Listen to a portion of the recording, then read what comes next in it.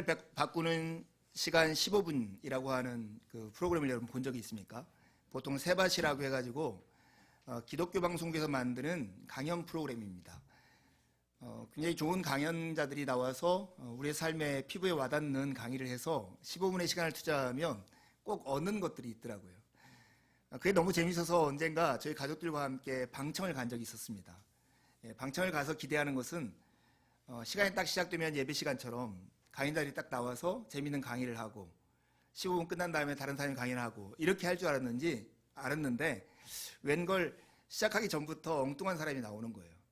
그래서 막 사람들을 웃기고 게임도 하고 뭐 따라서 노래도 부르게 하고 하면서 우리의 낯선 분위기를 이렇게 무너뜨려서 이렇게 공감이 가게 하는 현장 분위기를 만들더라고요. 그리고 우리가 마음속으로 강연자들의 강연에 귀를 이렇게 기울일수록 이게 돕는 역할을 하더라고요. 이렇게 보는 MC를 뭐라고 하는지 혹시 아십니까? 딩동이라고 하는 사람이 유명한 그 사전 MC라고 하는 거거든요. 이 사전 MC처럼 예수님이 오시기 전에 사람들의 마음을 이렇게 누그러뜨려서 예수님을 주목하게 하는 인물이 있었습니다. 그게 바로 세례 요한이었어요. 세례 요한은 예수님이 오실 길을 예비하는 자로서 이 땅에서 사역을 했고 예수님을 맞아들일 수 있는 준비를 하도록 했습니다. 그는 계속해서 여러 가지로 권해서 좋은 소식을 전하였습니다. 그가 전하는 소식이 무엇이었습니까? 죄 사함에 이르게 하는 회개의 세례를 전하는 것이었어요. 그렇지만 모든 사람이 이 좋은 소식이라고 하는 이 소식을 기쁘게 받아들이지는 않았습니다. 왜 그랬을까 우리가 짐작할 수 있죠. 왜냐하면 그가 전하는 소식, 죄 사함에 이르게 하는 회개의 세례라고 하는 것은 지나칠다 싶을 정도로 적나라하게 거기에 찾아오는 사람들의 죄를 고발하는 거예요. 이 독사 자식들아, 누가 너희들에게 임한 진노를 피하라고 하더냐. 세례 요한이 자기에게 다가오는 사람들한테 그런 얘기를 했던 거예요.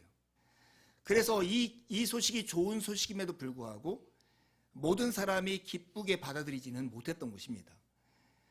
그렇게 받아들이지 못했던 인물 중에 한 명이 갈릴리 지역을 다스리던 헤롯이라는 왕이었어요. 요한이 그에게도 동일하게 합니다. 특별히 그는 자기 동생의 아내인 헤로디아를 자기의 아내로 받아들이는 간통을 행해요. 그리고 그 밖에 여러 가지 나쁜 일들을 행하는데 요한이 그것들을 가감없이 적나라하게 고발했던 겁니다. 헤롯은 자기가 왕으로서 이런 말들이 듣기 싫었겠죠. 그래서 이 헤롯이 선택한 방법은 자기의 죄를 감추기 위해서 요한을 옥에 가둬버리는 것입니다.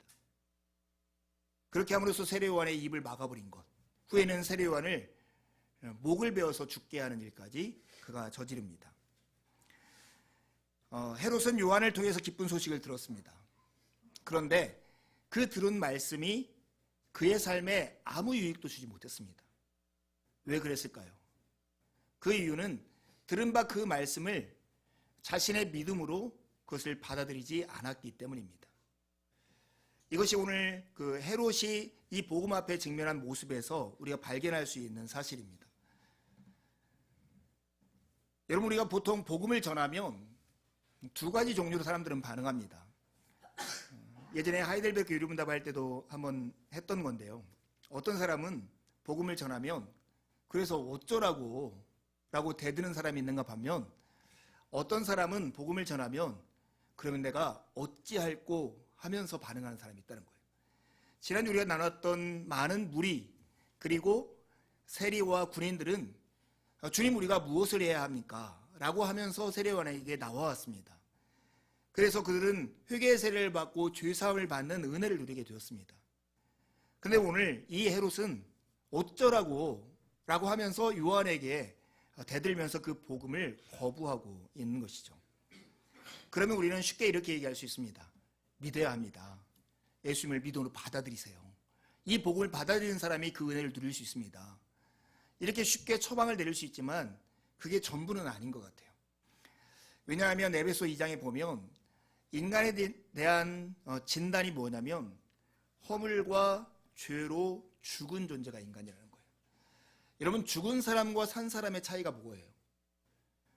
죽은 사람과 산 사람의 차이는 무엇인가 외부의 자극에 의해서 반응을 하느냐 하지 않느냐, 그 차이가 죽었다 살았다는 걸 판별하는 기준입니다. 죄와 허물로 죽었다는 말은 하나님과 하나님의 말씀에 결코 반응하지 않는 존재가 인간이라는 거예요. 그러니 그 귀에다가 예수님을 믿으십시오. 예수님을 믿어야 이 복음의 은혜를 누릴 수 있습니다. 이 들은 바 말씀을 당신의 믿음과 결합하십시오. 이런 말이 의미가 있겠느냐는 거죠. 소 귀에다가 경을 읽는 것과 같은 것이 허물과 죄로 죽은 사람들에게 복음을 전하는 것과 다름이 없다는 거예요. 여기로부터 우리는 하나님의 은혜를 추론할 수가 있어요. 지금 우리가 하나님의 말씀을 듣고 그 말씀에 반응하는 존재가 되었고 예배하는 존재가 되었다는 것, 그것은 하나님이 우리를 허물과 죄로 죽었던 상태로부터 우리에게 새 생명을 부여해서 살아났다는 것입니다. 그러니 우리가 예배하고 있다는 이 자리와 하나님을 우리 아버지로 부르고 예수 그리스도를 우리의 주님으로 섬기는 것이 얼마나 복된 현실인가, 우리가 우리 스스로를 돌아볼 수 있습니다. 여러분, 복음이라고 하는 것을 우리가 아이들에게 밥을 차려주는 것과 비교하면 이런 것 같아요. 어떤 엄마는 이렇게 할 수 있죠. 야, 주하나 너 밥 먹을래 안 먹을래? 밥 먹으면 차려주고 밥 안 먹으면 안 차려. 이렇게 엄마가 말할 수 있겠죠. 하나님이 우리에게 이렇게 얘기할 수 있어요. 너 똑바로 살래 안 살래? 똑바로 산다면 내가 너를 위해서 십자가를 짓게. 이렇게 말할 수 있겠죠. 그래서 성경에 말하는 복음은 구워 같지 않은 것이죠. 마치 이런 것 같아요. 정말로 못된 짓을 하고 밥 먹을 자격도 없는 아들이에요. 씻지도 않고 계속해서 뿔 따고 나가지고 막 저항을 해요. 근데 그런 자식한테 밥을 근사하게 차려놓는 거예요.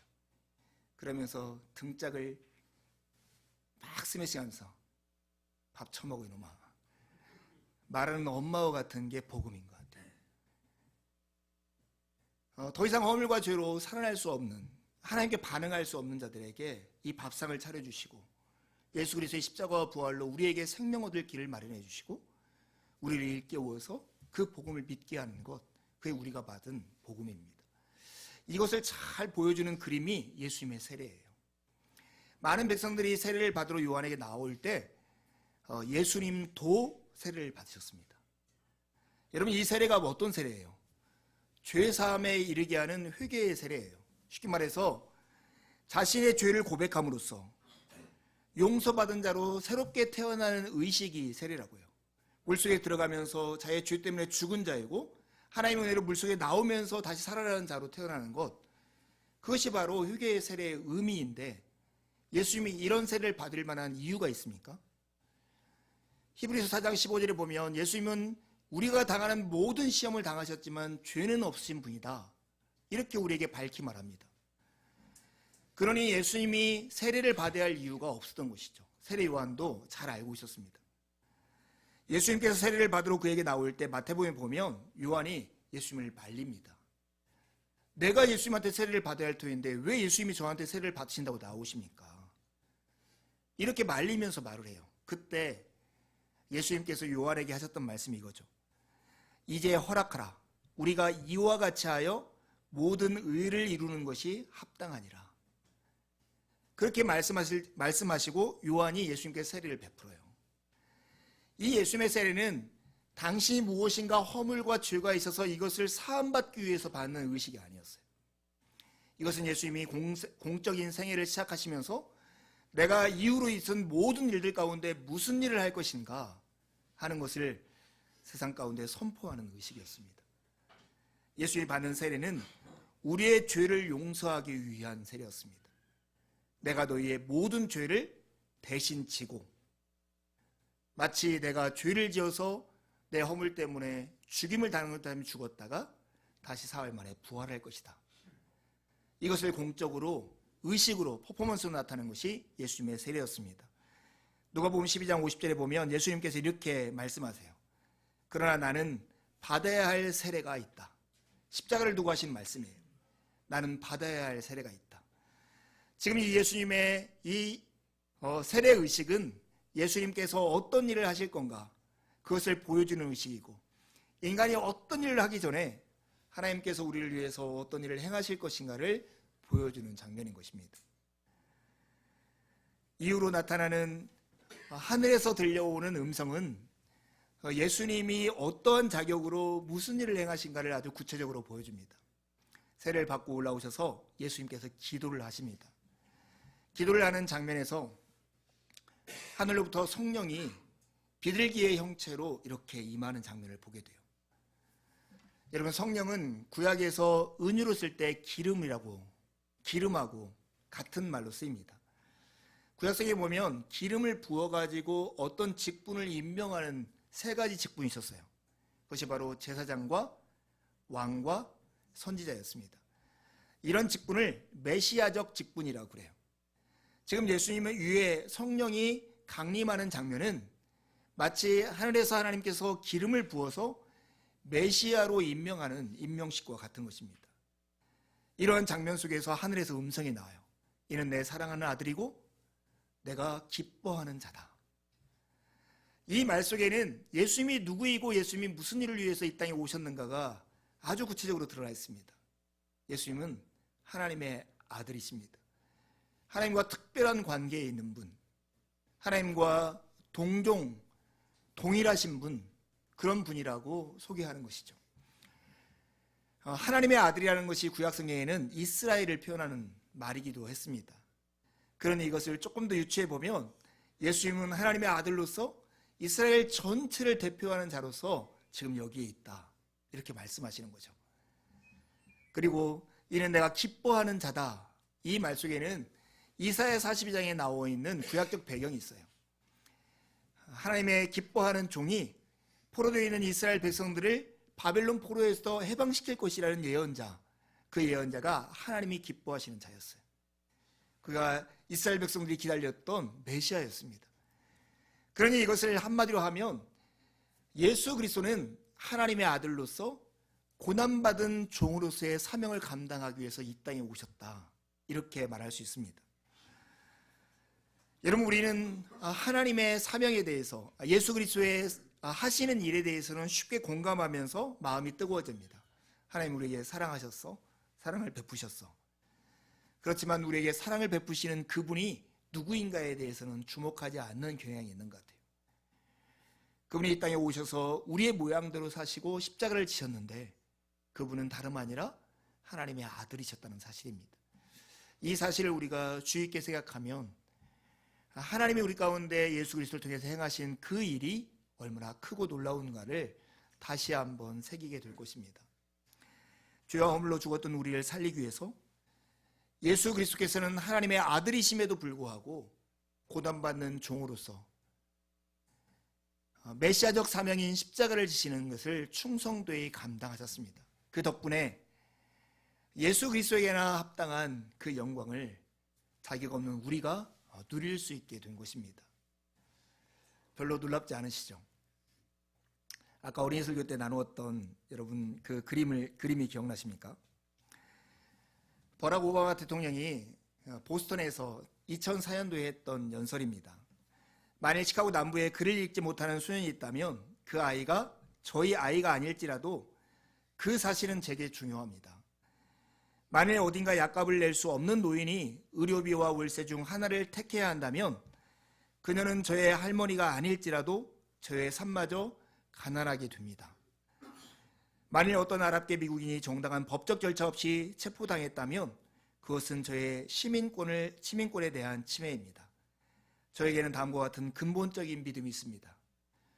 가인이 하나님 앞에서 변명했던 내가 아우를 지키는 자입니까? 라는 말을 패러디해서 저는 제 형제를 지키는 자입니다. 저는 제 자매를 지키는 자입니다.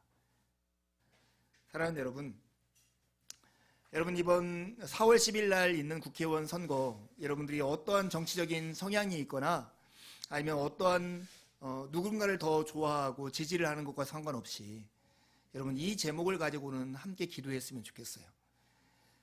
그 지역의 주민들을 내 형제처럼 여기고 내 자매처럼 여기고 내가 내 형제를 지키고 내 자매를 지키는 그런 마음을 가지고 정치를 하고자 하는 사람에게 투표를 하는 여러분이 됐으면 좋겠습니다. 그것이 바로 하나님의 통치권을 대행하는 정치적 사명을 가지고 있는 그들이 가져야 할 마땅한 소양이라고 생각합니다. 여러분, 이 버락 오바마의 이 연설 그리고 그의 통치 행위나 특별히 이와 비슷한 방법을 가지고 사람들을 섬기고 사랑하고 어떤 약한 사람들과 소외된 사람들과 자기를 일치시켜서 그들과 마음씀을 같이 하는 어떤 사람들을 보면 우리는 그들에게 박수를 보내면서 그분들을 추앙하게 됩니다. 우리는 계속 무엇인가를 많이 얻으면 행복할 거라고 말을 하면서도 우리 마음속 깊은 곳에서는 이렇게 희생하면서 누군가를 섬기며 누군가를 지지해주는 사람에게 대한 박수와 찬탄이 우리 마음 가운데 있어요. 진짜 우리가 원하는 것이 무엇인가가 그 속에서 드러나지 않습니까? 저는 이 버락 오바마의 이 연설문을 보면서 예수 그리스도의 사역과 비교하게 되었습니다. 오바마 대통령은 세계에서 가장 큰 나라의 대통령이고 할 수 있는 일이 많았지만 그가 모든 일을 해결하거나 시간을 초월해서 이런 일을 할 수는 없었습니다. 그러나 하나님 보좌를 버리시고 이 땅에 오신 예수 그리스도, 하나님의 아들이시면서도 인간의 몸을 취하셔서 하나님의 뜻에 죽기까지 순종하신 예수 그리스도는 우리에게 당신의 목숨을 내어줌으로써 잃어버린 우리를 다시 찾으시고 죽었던 우리를 다시 살리시는 그 일을 행하셨습니다. 이것이 오늘 고난주간을 겪으면서 우리가 정말로 묵상하면서 우리 마음 가운데 깊이 새겨야 할 진리입니다. 여러분, 어디에서 여러분의 삶에 든든함을 느낍니까? 내 자녀가 잘 되는 것, 내가 어느 정도 부를 가지고 있는 것, 얼마나 인맥을 가지고 있는 것, 내 사업체가 얼마나 확장하는 것, 사람들이 나를 얼마나 인정하는 것, 내가 건강한 것, 나의 가족들, 이런 것 속에서 여러분의 마음에 든든함을 가지고 있다면 그런 것들은 정말로 모래 위에 지은 집처럼 쉽게 허물어지는 것들일 것입니다. 하나님이 주신 은혜 위에 여러분의 마음의 든든함을 세우십시오. 허물뿐이고 자격 없는 우리를 위해서 베푸신 예수 그리스도의 은혜가 우리를 지탱하고 있습니다. 그분 위에 삶을 두고 그분이 나를 지키신다는 믿음이 있을 때만 오늘 우리는 불안과 두려움 가운데 사로잡혀 살지 않고 하나님이 우리 가운데 행하신 일을 주목하며 예수 그리스도처럼 살 수 있는 것입니다. 예수 그리스도를 믿는 사람들은 그리스도가 우리를 위해서 행하신 그 일이 우리의 것이 됩니다. 믿음은 믿는 사람과 믿음의 대상을 하나로 묶어버립니다. 우리가 예수 그리스도를 믿을 때 그리스도와 우리가 하나의 운명 공동체가 됩니다. 그런데 복된 운명 공동체가 됩니다. 우리에게나 합당한 수치나 고통이나 죽음은 예수 그리스도께서 받으시고 그리스도에게나 합당한 영광과 평화와 자유와 생명은 우리에게로 전가되기 때문에 그렇습니다. 이 복된 현실 가운데 굳은 믿음을 가지고 주님을 따르는 여러분이 되기를 간절히 소망합니다. 여러분, 예수 그리스도를 믿는 사람들, 그 사람들의 모습이 어떤 모습일까요? 우리는 이 질문을 깊이 해볼 필요가 있습니다. 금년 한 해 우리 교회가 가지고 있는 표어를 여러분 아십니까? 그 표현은 주님, 저희가 제자로 살아보렵니다. 이것입니다. 예수 그리스도를 따르는 자들을 우리는 흔히 그리스도인이라고 부릅니다. 그런데 신약 성경에 그리스도인이라고 하는 말은 고작 3번밖에 나오지 않습니다. 신약 성경은 예수 그리스도를 믿는 자들을 제자라고 부릅니다. 제자라는 말은 무려 258번이나 나오는 말입니다. 제자가 무엇입니까? 스승을 자기의 목표로 삼고 스승을 닮아가는 사람이 제자입니다. 우리가 흔히 쓰는 학생과 선생이라는 말과는 차이가 있습니다. 학생은 선생을 선택해서 일시적인 기간 동안에 지식을 배우고 나면 떠나는 것이 학생과 선생 사이의 관계입니다. 예전에는 그래도 과거의 선생님들을 찾아뵙고 선생님들을 식사 대접하고 하는 일들이 있었지만 요즘은 정말 그것도 없고 1년이 딱 끝나면 헤어지는 관계가 선생과 학생 사이의 관계 같아요. 근데 과거를 생각해 보면 스승과 제자의 관계가 있었습니다.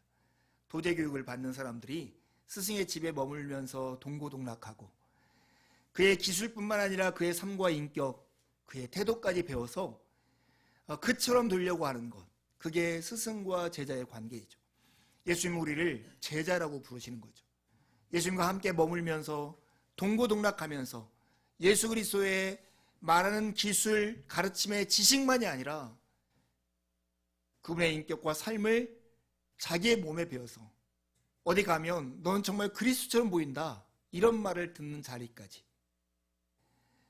그렇게 이르는 과정이 바로 스승과 제자의 관계입니다. 우리는 그리스도인을 넘어서 예수 그리스도의 제자입니다. 제자와 제자가 아닌 사람의 차이가 뭘까요?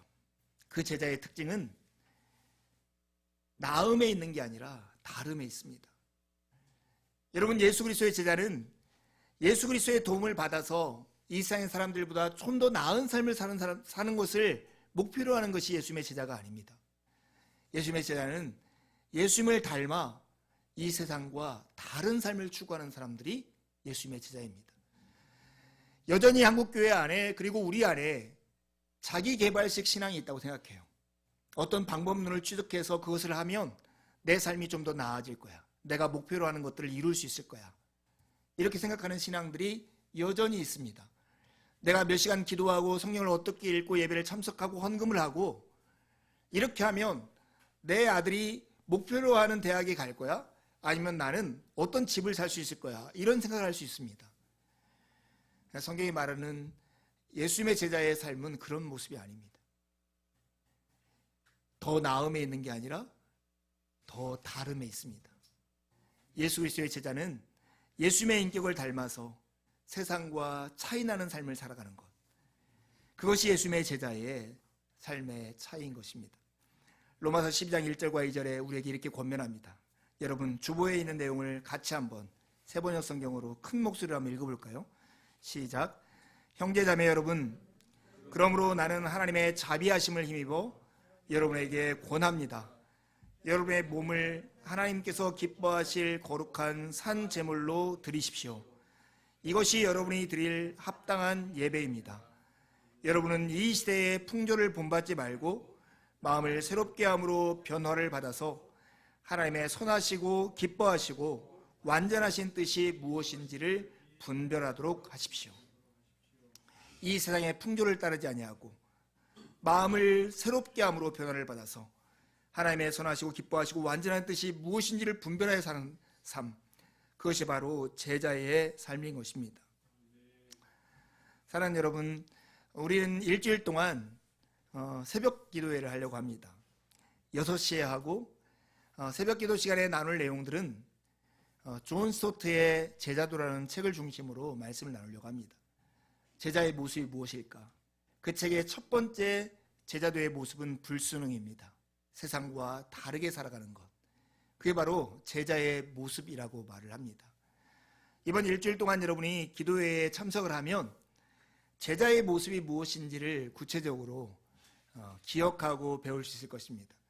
그뿐만 아니라 하나님의 말씀을 붙들고 기도하는 훈련들을 잠시나마 하게 될 것입니다.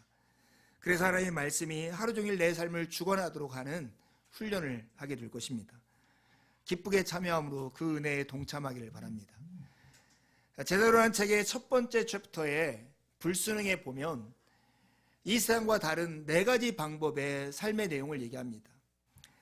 다원주의에 대항해서 예수 그리스도의 유일성을 옹호하는 진리의 공동체가 되어야 하고, 물질주의와 대항하는 검소한 순례의 공동체의 삶을 살아야 하고, 윤리적 상대주의와 반대되는 순종의 공동체를 일궈야 하며, 나르시시즘과 반대되는 사랑의 공동체, 예배하고 섬기는 공동체의 삶을 살아야 한다라고 얘기합니다. 오늘 2가지만 짧게 나누고 말씀을 마치려 합니다. 첫 번째가 물질주의입니다. 여러분, 우리가 살아가는 세상은 물질적인 것들에 사로잡혀 살고 있습니다. 이 물질주의는 속물근성과 맞대어 있습니다. 모든 것을 그가 가지고 있는 소유로만 판단하는 것이 바로 속물근성입니다. 여러분, 이 소유와 물질이라는 것은 모두 다 숫자로 명기가 됩니다. 여러분, 이 추상규라는 한 인간을 숫자로 표시할 수 있습니까? 표시할 수 없지만 물질주의 안에서는 저를 표시할 수 있습니다. 몸무게 몇 킬로그램, 키 몇 센치, 집에 몇 평에 살고 차는 몇 cc 타고, 대학에서 몇 등 했고 지금 목회하고 있는 교회의 숫자는 몇 명이고, 숫자로 저희를 물질주의 안에서는 다 표기할 수 있습니다. 이런 세상을 살고 싶습니까? 제가 아는 한 숫자로서 어떤 사람을 표시하는 두 가지 공동체가 있습니다. 하나는 군대에서 경험했던 거, 110번 올빼미. 군대 갔다 온 사람 기억하십니까? 유격장에서 들어봤던 숫자로 사람의 이름을 부르지 않고 숫자로만 이름을 부르는 게 바로 몇 번 올빼미였습니다. 또 한 곳, 교도소가 숫자로만 사람을 부릅니다. 여러분, 숫자로 불려지고 싶습니까? 누군가가 여러분의 숫자로 불려지는 것이 정말로 기분 좋다면 어쩌면 우리도 교도소에 있거나 유격장에 있는 사람처럼 생활하고 있는 것인지 모릅니다. 물질주의 대신에 우리는 이 세상과 다른 삶을 추구해야 합니다. 서소평 선교사님이라고 하는 호남에서 선교했던 그 여자 선교사님의 부고장이 동아일보 1934년 6월 28일에 실렸습니다. 그 짤막한 부고의 내용이 이와 같았습니다. 보리밥, 된장국과 고무신 끌고 생활, 자기 몸과 제사를 돌보지 않고 전심전력을 교육 자선해. 이게 서소평 선교사님의 부고짝이었습니다. 여러분, 이런 삶이 오늘날 우리 시대에 이렇게 사는 사람이 있으면 인정받고 칭찬받고 추앙될까요? 저 치질이도 못 살고 게으르고 가난한 사람 같으니 이렇게 아마 손가락질을 당할지 모르겠다 싶어요. 근데 여러분, 이런 부고장 들으면서 그리스도인으로서 어떤 마음이 듭니까? 정말 훌륭하고 대단한 분이시다, 이런 마음 들지 않으세요? 우리가 물질주의 속에서 살아가는 세상 속에서는 마치 많은 소유를 가지고 그 소유를 가지고 힘을 삼아서 무엇인가 다른 사람을 조종할 수 있을 때 내가 근사한처럼 보이지만 훗날 주님 앞에 섰을 때 그 삶은 정말 초라하게 부지없고 부끄러운 삶이 될 것입니다. 그 당시 미국과 한국의 삶을 비교해보면 미국인 선교사가 한국에 와서 정말 고무신 끌고 보리밥과 된장국 먹으면서 자기의 몸과 재산을 아끼지 않고 교육과 자선에 바쳤다면 얼마나 큰 희생이었을까 짐작하고도 남습니다. 여러분, 이렇게 명예롭고 영광스러운 삶을 사시길 바랍니다. 특별히 이 고난중한 한 주간을 거치면서 정말로 이 서소평 선교사님이 살았던 그리스도를 닮은 이 모습을 우리도 닮아가는 한 주가 되었으면 좋겠습니다. 또 하나 우리가 이 시대와 맞서야 할 것이 나르시시즘입니다. 자기 도취, 자기 근사함에 빠지고 자기가 중심이 되어야만 모든 것이 만족스러워하는, 이것이 우리 시대의 삶입니다. 아무리 큰 진리와 복된 소식을 전한다 할지라도 내게 유익이 없고 내 마음에 맞지 않으면 모두 다 거절해버리는 시대를 우리가 살고 있지 않습니까? 이런 시대 속에서 우리는 이 세상과 다르게 살아가십시오. 내 중심이 아니라 그리스도 중심, 내 중심이 아니라 이웃을 중심으로 살아가는 삶. 그래서 나를 사랑하는 것처럼 하나님을 사랑하고 이웃을 사랑하는 삶, 그것이 바로 이 세상과 다르게 살아가는 삶의 방식입니다. 이것은 사실은 조금만 생각해보면 얼마나 크고 복된 현실인지 모릅니다. 락그룹 U2의 보노라고 하는 가수가 있는데 그이가 이런 얘기를 했습니다. 내가 하는 일에 하나님께 복을 달라고 기도하는 대신에 하나님이 하시는 일에 참여하십시오. 왜냐하면 그 일은 하나님이 이미 복 주고 있는 일이기 때문입니다. 엉뚱한 가게 가서 하나님께 복을 달라고 하지 말고 하나님의 일에 참여하면 그 일 자체가 이미 하나님의 복 주시는 일이라는 것입니다. 자기에 빠지지 않고 하나님 중심으로 살면 충분히 하나님의 복을 누릴 수 있는 그 삶을 영위할 수 있을 것입니다. 사랑하는 몸된 교회 형제자매 여러분, 하나님의 은혜를 힘입어 예수님의 제자로 살아갑시다. 세상과 구별된 존재로 예수님처럼 살아갑시다. 이 길을 걷는 우리를 주님께서 친히 온전하게 하시고 굳게 세워주시고 강하게 하시고 기초를 튼튼하게 해주실 것입니다. 함께 기도하시겠습니다.